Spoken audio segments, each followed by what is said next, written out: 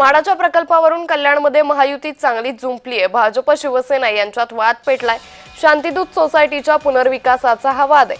कल्याणमधील शांतीदूत सोसायटीच्या पुनर्विकास मुद्द्यावरून महायुतीमधील वाद चव्हाट्यावर आलाय। शिवसेना आमदार विश्वनाथ भोईर यांनी भाजपचे माजी आमदार नरेंद्र पवार यांच्यावर हे प्रकरण चिघळवण्याचा आरोप केलाय। तर माजी आमदार नरेंद्र पवार यांनी आमदार भोईर बिल्डरची वकिली करत असल्याचा गंभीर आरोप केला।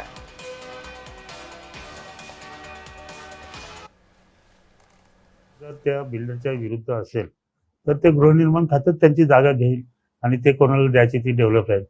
पण अचानक नरेंद्र पवारांनी जे उपोषणाचं हे दिलेलं आहे उद्याचं, त्याच्यामुळे हे प्रकरण कुठेतरी भरकटल्यासारखं होईल आणि ह्या नागरिकांमध्ये दुही मदत चाललेली आहे।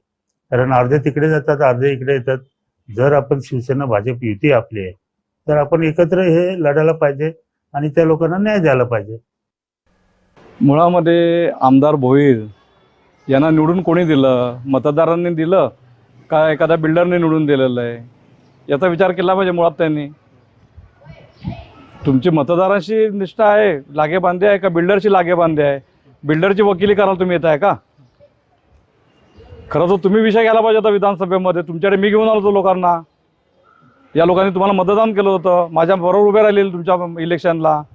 तुम्ही मदत केली का? तुम्ही विधानसभेचा विषय घेतला का? एखादा पत्र दिलं का तुम्ही? म्हणून आम्हाला पुण्यातल्या आमदारांचा मदत घ्यावी लागली आणि ते दुसऱ्या पक्षाचे भाजपचे आमदार आहेत।